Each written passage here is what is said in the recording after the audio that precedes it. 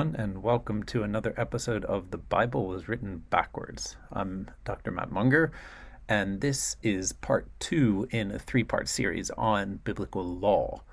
In the first video, which I suggest you check out either now or after you've seen this one, I talked about the way the biblical law codes are rewriting each other, the way we see evidence of a development in the laws within the Bible that clearly show rewriting and reuse of earlier laws, adapting to new contexts.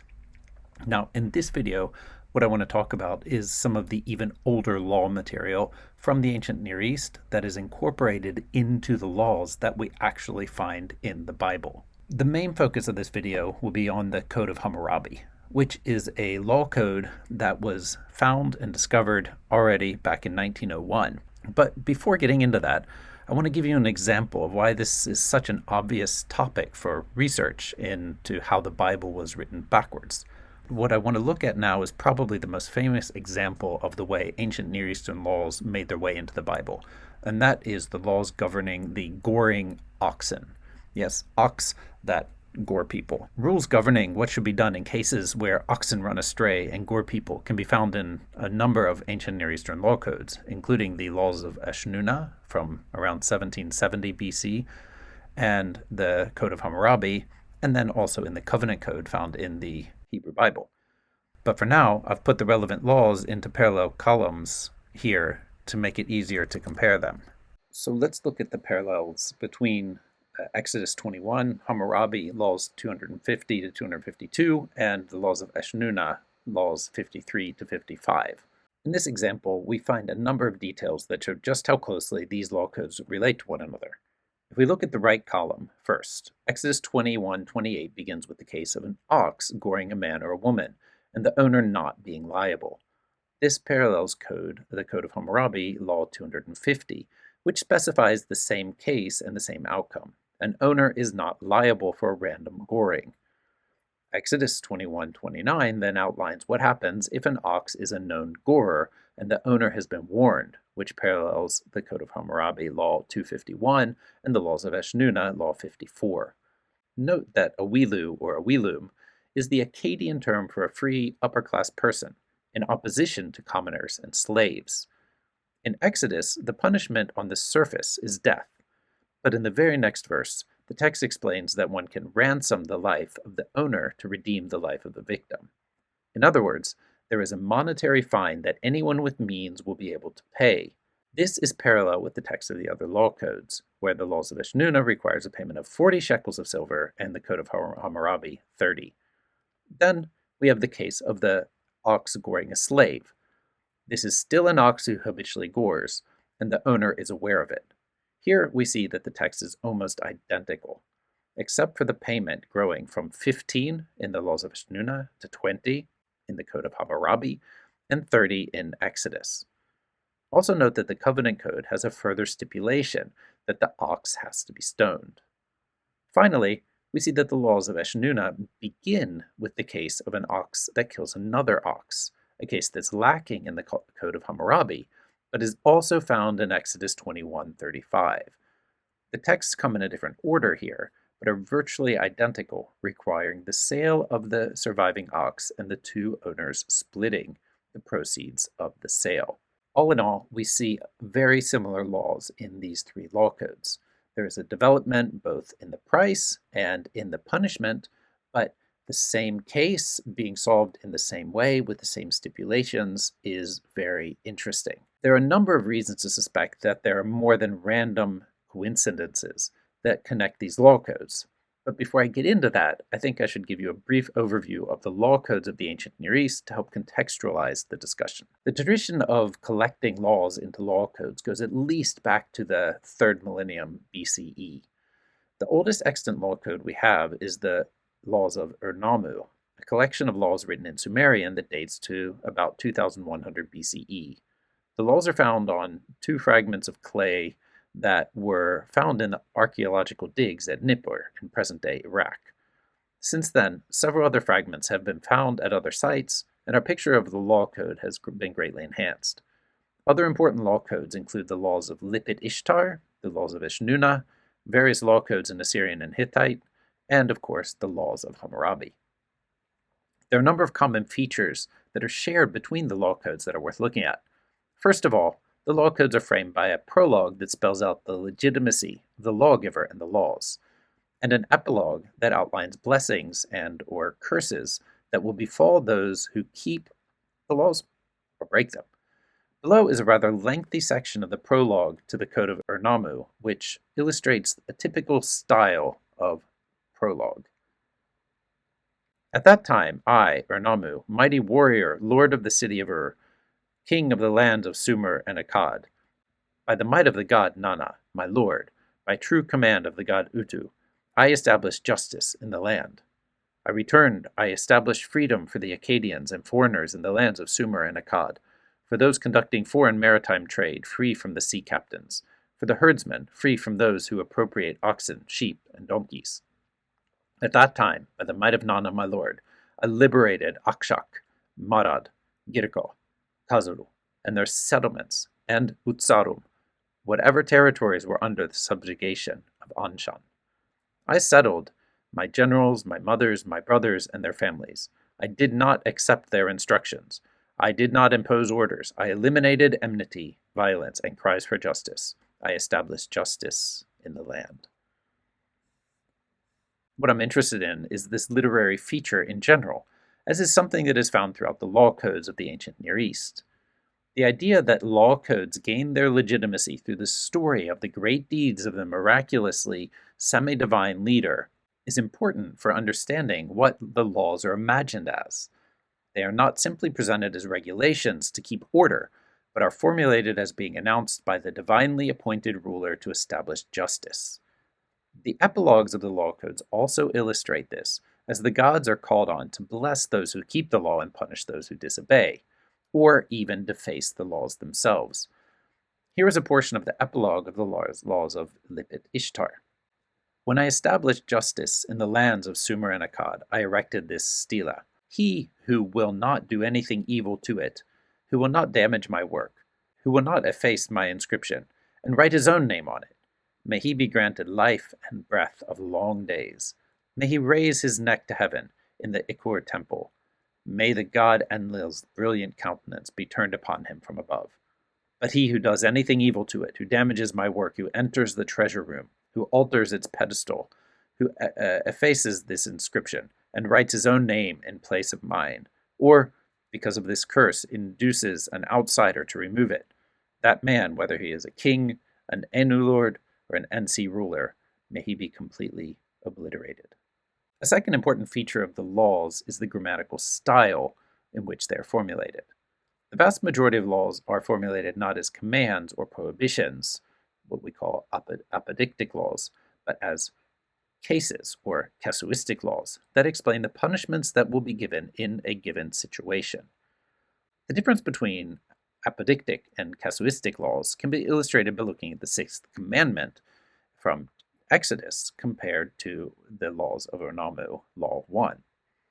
Exodus 20:13 says, "You shall not murder." This is a prohibition. Hammurabi, Law 1 says, "If a man commits a murder, they shall kill that man." This is a case. So as we see, the law in Exodus is apodictic, prohibiting murder.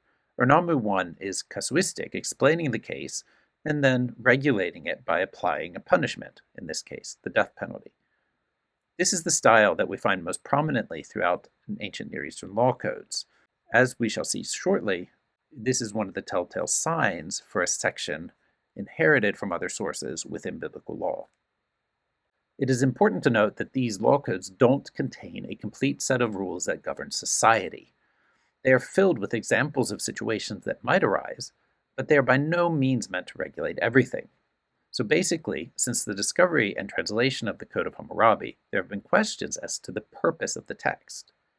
Martha Roth, who has collected and translated the most comprehensive set of ancient Near Eastern law codes, has shown that despite the large amount of legal material extant in Akkadian, there is only a single known example of a document that links legal practice to the inscribed collections. This is an old Babylonian letter that references the stele and then summarizes regulations found in Hammurabi 273 and 274. Thus, it seems likely from the limited scope of laws in these codes and their lack of connections to jurisprudence that they are meant to be examples of the greatness of the king and to secure his image as a just king, while at the same time giving examples of how to deal with some specific situations. Now that brings me to the Code of Hammurabi, which is the main focus of the rest of this video. Hammurabi is the name of the king of Babylon who ruled from 1792 to 1750 BCE, or thereabouts. He is one of the most well-known and influential Old Babylonian kings, mostly because of the legal code that he left behind, but also because of the vast correspondence and diplomatic influence that he had. Anyone who wants to learn more about Hammurabi can look to Mark van der Meerop's book, King Hammurabi of Babylon, from 2005. The Code of Hammurabi is widely attested in the ancient world. The most well-known of the copies is an over 7-foot tall, 225 centimeters or so, engraved stele containing the text of the code with only a few damaged sections. The stele was found in 1901 at Susa, in modern-day Iran, and brought to Paris, where it is now found in the basement of the Louvre Museum. Most people make the mistake of thinking that the most important thing at the Louvre is the Mona Lisa. But Hammurabi's stele is far more impressive. The text of the code is found in at least 34 other fragmentary manuscripts as well, ranging in date from the 1700s BC to the middle of the first millennium BCE. And basically this text was copied in all dialects of Akkadian, so Assyrian and Babylonian, and is found throughout the whole Middle East. This is important for our discussion here, as it shows that the text of the Code of Hammurabi was widely read throughout the ancient Near East and was an important legal text which scribes actively engaged with. So I began this video with an example of how the Covenant Code in Exodus connects to the laws of Hammurabi and the laws of Eshnunna. Now I want to turn the focus more specifically to connections between the Covenant Code and the Code of Hammurabi. Another reminder that if you haven't seen my earlier video, you can check that out for a discussion of the relationships between the Covenant Code and the other law codes in the Bible, and for a little more information on what the Covenant Code is. Now, much of the discussion in what comes now is from a book by David Wright called Inventing God's Law, how the Covenant Code of the Bible used and revised the laws of Hammurabi. Wright's main thesis is very clear in the title. He argues that the parallels we find between the Covenant Code and earlier law codes can be traced to a dependency on the Code of Hammurabi. He shows that there are many conceptual, linguistic, and stylistic parallels, and systematic structural symmetry that can only be explained by Israelite scribes reworking the Code of Hammurabi and producing their own divinely appointed law. I worked extensively with this topic before Wright's book came out, but engaged with a number of his articles that led up to the book when I wrote my MA thesis in biblical studies years ago. This is the first longest piece of writing that I wrote, and I was still very much learning to navigate academic writing, which of course I still am, but if you want to check it out, you can download it from my website, and the link is in the description. One of the main reasons to suspect that these specific laws in the Torah are related to the Covenant Code has to do with the structure of the parallels. So before we look at some textual examples, let's look at the overall structural comparison of the Code of Hammurabi and the Covenant Code. So this is Wright's overview. As we see, there are, within chapters 21 and 22 of the book of Exodus, there are a number of parallels that go straight into a sequential connection with the laws of Hammurabi. As we can see, there are many parallels. We're not just talking about a word here and there, but to a repeated use of legal material concerning a wide range of different topics. The fact that the majority of these parallels are in the same order as the Code of Hammurabi is also telling. This belies a systematic mirroring of the structure of a large part of the Code of Hammurabi, not only borrowing individual elements. It is certainly true that the laws in the Covenant Code are adapted and transformed to fit the Israelite context. So what we are dealing with here is not a wholesale translation into Hebrew, but is a carefully crafted code which reflects the Israelite scribes and their conception of the version of a great Hebrew law code. Now let's look at a couple of the parallels in more detail. We already looked at the laws concerning the Goring ox, Another set of laws which is often pointed to when comparing Hammurabi and Exodus is found in a series of laws found in Exodus 21. First, we can compare the laws governing the relationship between children and parents. Exodus 21:15 to 17 outlines several situations that can arise in the family. Verse 15 deals with a child who strikes their father or mother, then kidnapping, then the case of child cursing their father or mother. All of these offenses are punishable by death. These regulations are all paralleled in the Code of Hammurabi, but from different places.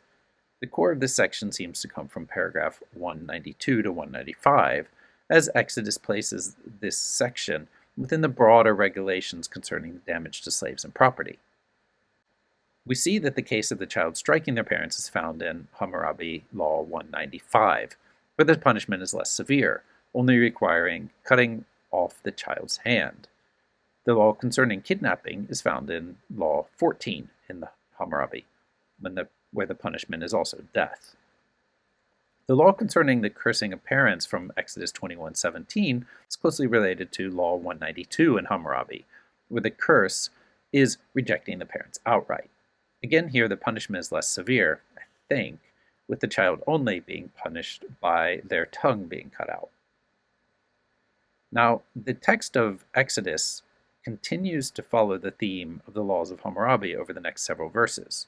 One of the most well-known examples from the Covenant Code in relation to ancient Near Eastern law is the so-called lex talionis, or the law of exact retaliation, found in Exodus 21:23 to 24. There is also a closely related regulation from the Code of Hammurabi. So Exodus 21:23 and 24 says, "If any harm follows, then you shall give life for life, eye for eye, tooth for tooth, hand for hand, foot for foot, burn for burn, wound for wound, stripe for stripe." When we look at the Hammurabi laws 196 to 200, we see that there is a very similar structure. 196 says that if a Owilu should blind the eye of another Owilu, he should blind his eye, so an eye for an eye. If he breaks a bone of another Owilu, they shall break his bone, so, wound for wound or hand for hand. If he should blind a commoner, break the bone of a commoner, he should pay 60 shekels of silver. So again, here we see that there's a difference between damaging an Owilu or damaging a commoner. And then we turn back to the blinding of the eye, so it's a slave that we're talking about in 199. But then in 200, again, it says if a Owilu should knock out the tooth of another Owilu of his own rank, they shall knock out his tooth. So tooth for tooth. So we have eye for eye, tooth for tooth, hand for hand, foot for foot, burn for burn, wound for wound, and stripe for stripe. As we see, the connections are conceptual as well as linguistic. The biblical lex talionis laws are a summary of different cases, some of which are clearly outlined in Hammurabi. We already saw in Exodus 21:12 that murder is punished with death. And here, in 21:23 to 25, we have a list of other injuries that require punishment in kind. It is interesting to note that this is a summary of the content in Hammurabi 196 to 200, but without a differentiation according to social class. We can also note here that life for life is a part of what is regulated in Exodus 21:12 to 14 and Hammurabi 207. There, Exodus 21:12 to 14 says, "Whoever strikes a person mortally shall be put to death. If it was not premeditated, but came about by an act of God, then I will appoint for you a place to which the killer may flee. But if someone willfully attacks and kills another by treachery, you shall take the killer from my altar for execution." Hammurabi 207 says, "If he should die from his beating, he shall also swear, I did not strike him intentionally. If he, the victim, is a member of the Owilu class, he shall weigh and deliver 30 shekels of silver." In other words, it's regulating what happens if a death came about by accident. Now, in addition to the numerous connections between individual laws, there are some linguistic and semantic features of the Hebrew text of the Covenant Code that are worth noting. One important and telling example is the use of the Hebrew word ish in the Covenant Code, where the term means man in general throughout the Hebrew Bible. Within the context of the Covenant Code, it is used in a highly specified sense, referring to a free, adult Israelite man. We see this because a number of laws contrast the involvement of an ish with other terms, such as a Hebrew slave, a male slave, a female slave, a stranger, a widow, and an orphan. What this means in the context is that this term is used in a more specified sense that matches the use of the Akkadian term awilum in the Code of Hammurabi. As we've already noted, an awilum is a free upper-class person, i.e. not a commoner or slave. The use of the Hebrew term ish in this restricted sense is important as it shows that there is an underlying class system that is betrayed by the language. The Hebrew system is different, distinguishing more between Hebrew and foreigner than between free, commoner, and slave. But the specialized sense here gives a clear indication that the words of the laws were translated from a different context. One further point that needs elaboration is the connections between the prologue and the epilogue of Hammurabi with the Covenant Code. David Wright argues that in its current form, the Covenant Code does not have a prologue or epilogue, and that the compositional history of the code explains this. I do think, however, that there is a clear remnant of an epilogue found in Exodus 23:20-22. I'm going to send an angel in front of you to guard you on the way and bring you to the place that I have prepared. Be attentive to him and listen to his voice. Do not rebel against him, for he will not pardon your transgression, for my name is in him. But if you listen attentively to his voice and do all that I say, then I will be an enemy to your enemies and a foe to your foes. If we interpret this as an epilogue, then there are some compelling connections to the Code of Hammurabi, especially the way in which obedience to the divine authority in the foregoing laws is connected to rewards and disobedience to punishment. This can be seen as parallel to the epilogue of Hammurabi, which outlines blessings for those who follow and keep the laws, and numerous punishments for those who do not. As to the prologue, there may be a remnant in Exodus 20:22-26. You have seen for yourselves that I spoke with you from heaven. You shall not make gods of silver alongside me. You shall not make gods for yourself of gold. You need make only an altar of earth and sacrifice on it with your burnt offerings and your offerings of well-being, your sheep and your oxen, in every place where I cause my name to be remembered. I will come down and bless you. If you make for me an altar of stone, do not build it out of hewn stones. For if you use a chisel upon it, you profane it, and you shall not go up the steps to my altar, so that your nakedness may not be exposed on it. I think it likely that there was a longer prologue associated with the Covenant Code at some point. This is because there are so many parallels between Hammurabi's self-description in the Code and Moses.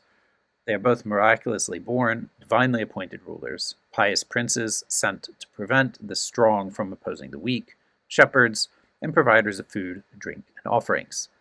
I think that there are compelling reasons to see elements of the prologue throughout Exodus. So, even though there is no succinct prologue left in the compositional unit that is the Covenant Code, as this text stands, it has a very clear prologue that is much more narrative in form than we find in the other ancient law codes.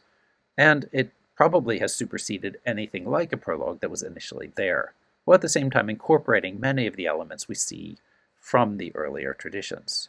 What I think is most compelling with this theory is that there are so many levels where we see connections. There are linguistic and semantic parallels, textual dependencies, and structural mirroring.